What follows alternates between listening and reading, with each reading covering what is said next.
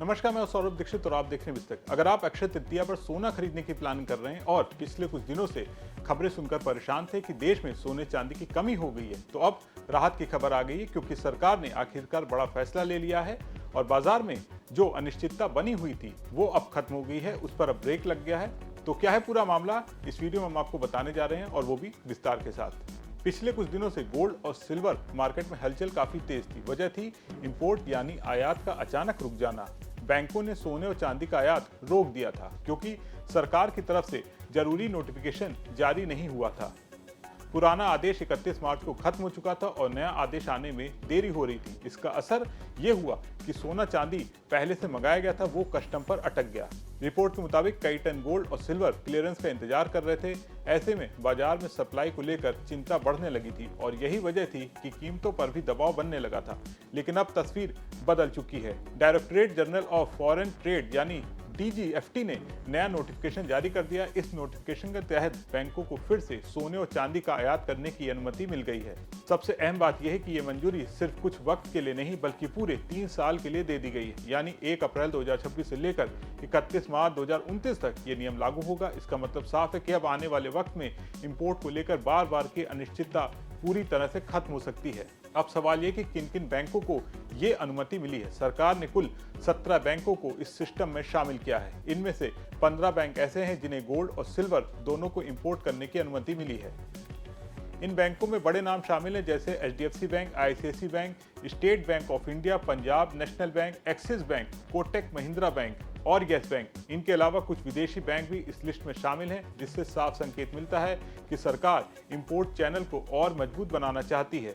वही 2 बैंक ऐसे भी हैं जिन्हें सिर्फ सोना इंपोर्ट करने की अनुमति दी गई है, जिनमें यूनियन बैंक ऑफ इंडिया। तो अब बात करते हैं कि इसका असर क्या होगा। सबसे पहले मार्केट में जो सप्लाई की चिंता थी वो खत्म होने वाली है।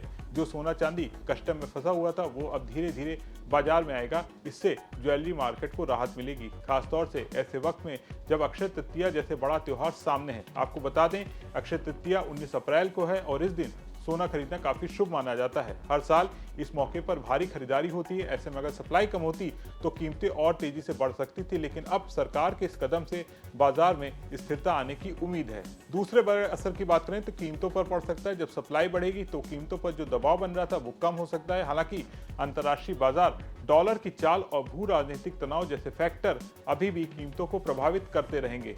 तीसरी अहम बात, ये फैसला लॉन्ग टर्म के लिए भी काफी महत्वपूर्ण हो क्योंकि जब 3 साल तक इंपोर्ट का रास्ता साफ रहेगा, जिससे ट्रेडर और ज्वेलर बेहतर प्लानिंग कर सकते हैं। अगर हम बड़े नजरिए से देखें तो भारत दुनिया का दूसरा सबसे बड़ा गोल्ड कंज्यूमर है और सिल्वर का सबसे बड़ा खरीदार भी है। देश में सोना और चांदी की ज्यादातर जरूरत आयात से ही पूरी होती है। ऐसे में इंपोर्ट में कोई भी रुकावट सीधे तौर पर बाजार को प्रभावित करती है।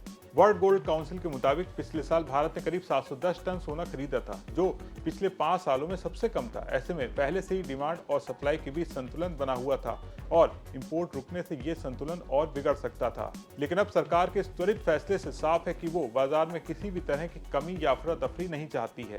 आम आदमी के लिए इसका क्या मतलब है, इसकी बात करें तो अगर आप अक्षय तृतीया पर सोना खरीदने की सोच रहे हैं तो आपको अब घबराने की जरूरत नहीं है। बाजार में सप्लाई बनी रहेगी और अचानक भारी किल्लत जैसी स्थिति बनने की संभावना अब काफी कम हो गई है। हालांकि कीमतों पर नजर रखना अभी भी जरूरी है क्योंकि ग्लोबल फैक्टर्स का असर हमेशा बना रहता है। कुल मिलाकर सरकार के इस नोटिफिकेशन ने बाजार को बड़ी राहत दी है, बड़ा संकेत दिया है, बुलियन मार्केट में भरोसा लौटा है और आने वाले दिनों में ट्रेडिंग और खरीदारी दोनों में तेजी देखने को मिल सकती है। अब देखना यह होगा कि अक्षय तृतीया पर बाजार में कितना उत्साह देखने को मिलता है और क्या कीमतें स्थिर रहती या फिर नई ऊंचाइयां छूती। आपको क्या लगता है, कमेंट करके बताएं और बिजनेस जगत की तमाम बड़ी खबरों को देखने के लिए बने रहे विस्तक के साथ।